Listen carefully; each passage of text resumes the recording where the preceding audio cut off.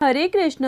मार्गशीर्ष कृष्ण पक्ष की एकादशी को उत्पन्न एकादशी प्रकट हुई, इसीलिए इसे उत्पन्न एकादशी के नाम से जाना जाता है।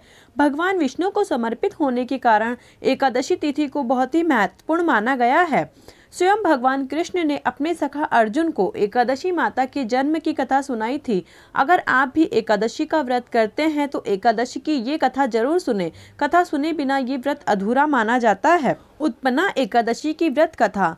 कथा के अनुसार सतयुग में एक राक्षस था जिसका नाम नाड़ीजंग और उसके पुत्र का नाम मुर था।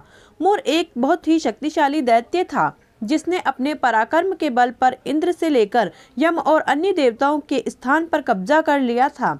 ऐसे में सभी देवतागण अपने परेशानी को लेकर भगवान शिव के शरण में पहुंचे और उन्हें अपनी सारी व्यथा सुनाई। महादेव ने देवताओं को इस समस्या का हल ढूंढने के लिए प्रभु श्री हरि के पास जाने के लिए कहा। इसके बाद सभी देवता अपनी व्यथा लेकर भगवान विष्णु की शरण में पहुंचे और विस्तार से उन्हें सारी बात बताई। देवताओं की समस्या का हल करने के लिए भगवान विष्णु मुर को पराजित करने के लिए रणभूमि में पहुंचे, जहां मुर देवताओं से युद्ध कर रहा था। भगवान विष्णु जी को देखते ही मुर ने उन पर भी प्रहार किया। कहा जाता है कि मुर और भगवान विष्णु का युद्ध 10,000 वर्षों तक चला। विष्णु जी ने अनेक प्रहारों के बाद भी दैत्य मुर नहीं हारा।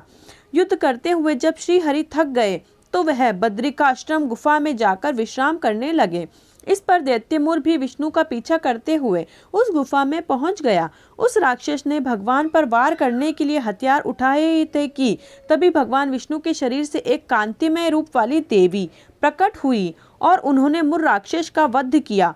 क्योंकि इस देवी का जन्म मार्गशीर्ष मास की कृष्ण पक्ष की एकादशी को हुआ था, इसीलिए उनका नाम एकादशी पड़ गया। साथ ही एकादशी के दिन उत्पन्न होने के कारण इन देवी को उत्पन्ना एकादशी के नाम से भी जाना जाता है।